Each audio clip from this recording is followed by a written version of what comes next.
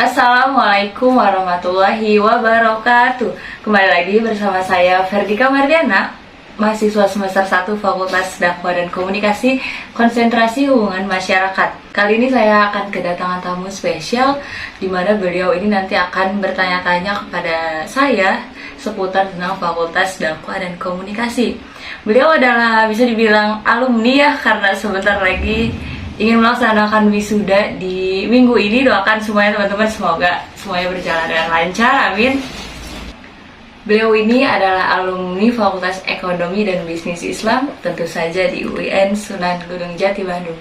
Tanpa berlama-lama, kita langsung sambut saja. Ini dia bilang tamu kita hari ini, alumni Fakultas Ekonomi dan Bisnis Islam. Tepuk tangannya dong. Assalamualaikum. Waalaikumsalam. Gimana kabarnya? Alhamdulillah baik. Boleh langsung perkenalkan diri aja, siapa namanya, dari jurusan apa dulunya gitu ya. Halo semuanya, perkenalkan nama aku Vivi Reviani, alumni Fakultas Ekonomi dan Bisnis Islam, tentu saja di kampus UIN kita tercinta ini, UIN Sunan Gunung Jati Bandung. Betul. Saya diundang ke sini untuk bertanya-tanya nih kepada mahasiswa baru mengenai bagaimana sih perasaannya kuliah di jurusan Humas, apakah menyenangkan atau sebaliknya? Alhamdulillah ya, sejauh ini sangat menyenangkan sekali, dimana dosen-dosennya juga pada baik, apalagi jurusan ilmu komunikasi gitu ya, dengan dosen pengampu Bapak Dr. Haji Cecep Suryana MSI.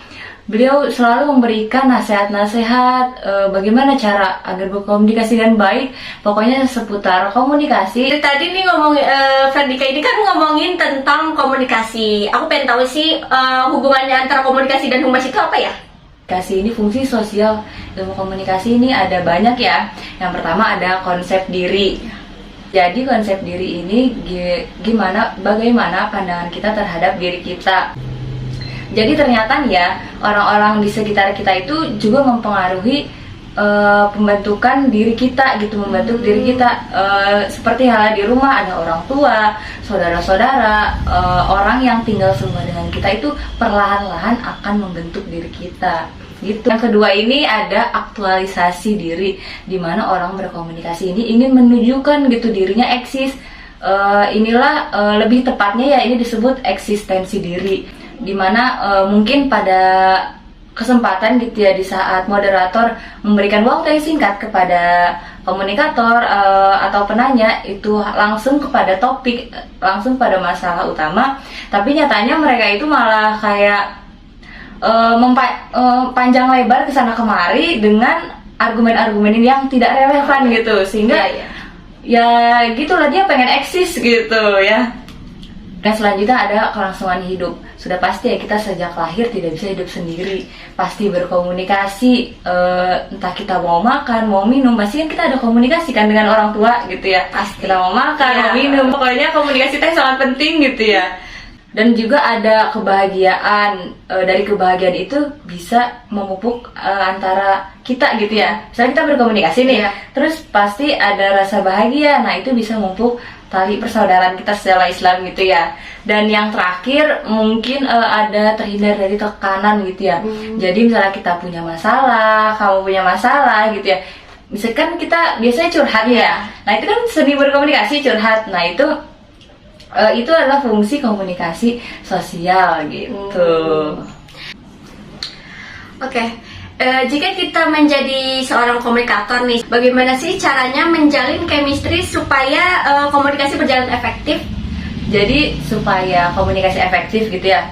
Jadi komunikasi efektif itu bisa terjadi apabila pesan yang disampaikan saya nih misalnya kepada kamu itu bisa diterima dengan baik dan kamu mengerti, supaya tidak salah persepsi gitu atau argumen. Dan berkomunikasi yang efektif itu terjadi apabila komunikator nih ya, komunikator dengan komunikan ini, pembicara dengan lawan bicara, itu memiliki pengertian yang sama tentang suatu hal. Misal kita punya hobi yang sama nih, misalnya suka nyanyi misalkan. Ya, terus suka nyanyi, terus kita pasti kan komunikasinya tentang nyanyi pasti nyambung gitu loh. Tentang artis-artis siapapun itu pasti kan nyambung. Otomatis kan kita berbicara mengenai topik menyanyi, bagaimana teknik mengambil pernapasan yang baik, Iya, betul. bagaimana mengeluarkan suara yang merdu, ya kan, seperti itu. Ya, karena kita memiliki hobi yang sama, otomatis komunikasi kita itu berjalan secara efektif seperti itu. Lanjut. Oke, jika seseorang nih ingin menjadi komunikator, skill dasar apa sih yang harus dimilikinya? Jadi gini ya Teh, skill dasar yang harus kita miliki dalam berkomunikasi itu ada dua gitu ya, ada interpersonal dan intrapersonal.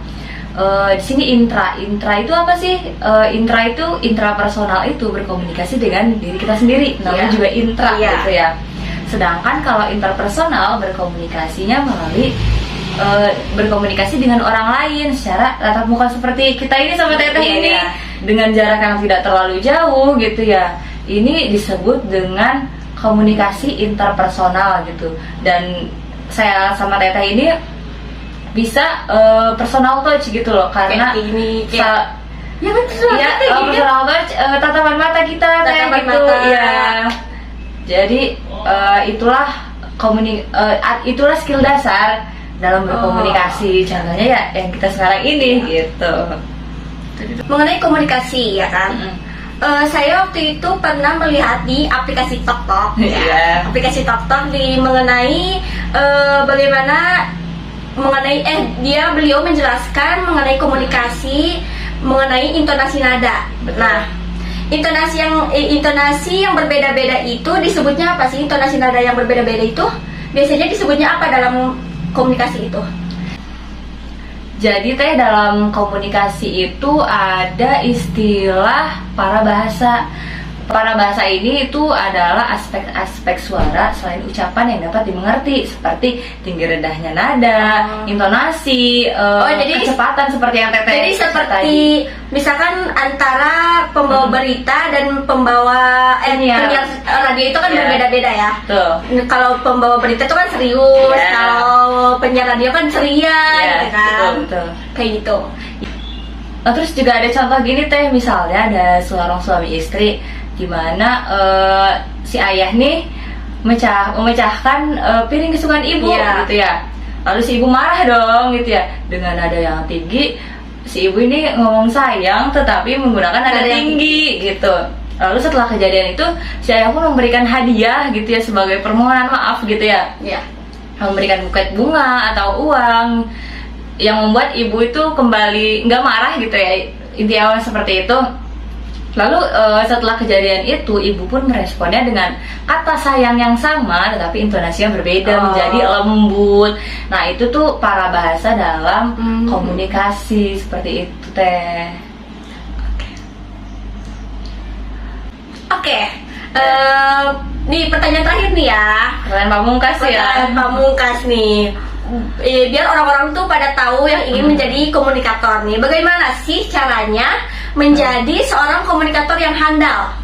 Nah, bagaimana cara menjadi komunikator yang handal? Nah, kita harus tahu dulu, komunikator itu kan seseorang yang memberikan pesan kepada khalayak, atau bisa disebut sebagai sender, pengirim pesan gitu ya.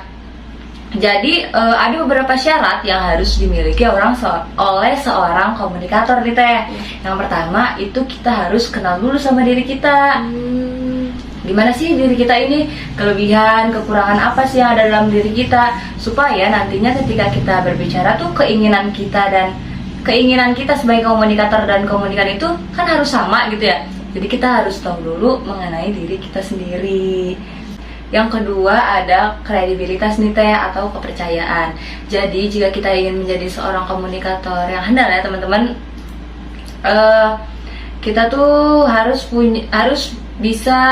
membuat orang itu percaya sama kita dengan kelebihan-kelebihan kita, supaya informasi yang kita sampaikan kepada komunikan itu bisa mereka terima dan mereka ikuti jika kita mempunyai kepercayaan dan kelebihan-kelebihan itu. Dan selanjutnya ada kekuatan nih atau power. Nggak mungkin kan kita kalau menjadi komunikator nggak mungkin nggak percaya diri kan? Iya, harus percaya diri gitu loh. Gimana caranya kita mau menyampaikan pesan kalau kita nggak percaya diri gitu ya. Oh, jadi intinya power itu sangat penting ya? Ya betul, salah satu yang paling penting. Iya. Nah yang keempat ini yang terakhir ada uang nih Teh. Saya juga sebenarnya kurang tahu ya kenapa uang ini menjadi syarat untuk menjadi komunikator yang handal. Mungkin ya menurut saya jika sebelumnya tadi kita udah mengenal diri sendiri, udah punya kredibilitas, Kekuatan, udah punya kekuatan atau power, tapi kita nggak punya uang gitu loh. Misal kita mau membuat suatu acara, kita Atau seminar, ya. kita udah memenuhi syarat yang ketiga tadi, tapi tidak mempunyai uang, mungkin itu tidak terrealisasi gitu loh. Bisa saja mungkin uangnya dari mana ya?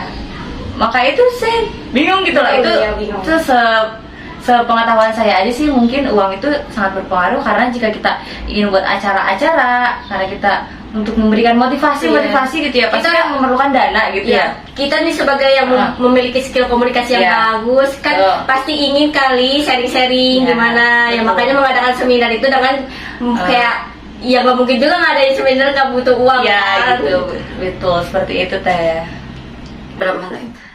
Oke, baik. Wah, ternyata berbincang-bincang sama Ferdika ini sangat menyenangkan ya, teman-teman. Ferdika ini memberikan kepada kita seluk-beluk mengenai jurusan humas, mengenai tentang ilmu yang mendalam tentang komunikasi. Terima kasih atas ilmunya ya. Iya, sama-sama. Terima kasih juga udah undang aku ke sini. Terima kasih juga Teteh udah mau repot-repot mampir ke sini. Iya. Iya. Gak apa-apa. Semoga wisudanya lancar ya. Ntar insya Allah pasti ya datang kok. Gitu. Datang ya, Mas ya. Siap. Oke, kalau saya kembalikan channel ini kepada yang punya ya. Saya Vivi Rafiani, pamit undur diri. Wassalamualaikum warahmatullahi wabarakatuh. Terima kasih. Waalaikumsalam warahmatullahi wabarakatuh. Makasih juga Teteh. Ya, Hati-hati di makasih ya. jalan. Iya. Oke baik ya, terima kasih teman-teman yang sudah menonton dari awal sampai akhir perbincangan antara saya dengan Teh Vivi tadi ya, alumni Fakultas Ekonomi dan Bisnis Islam. Semoga pembicaraan kami tadi bisa bermanfaat untuk teman-teman sekalian dan bisa menambah ilmu untuk teman-teman semuanya.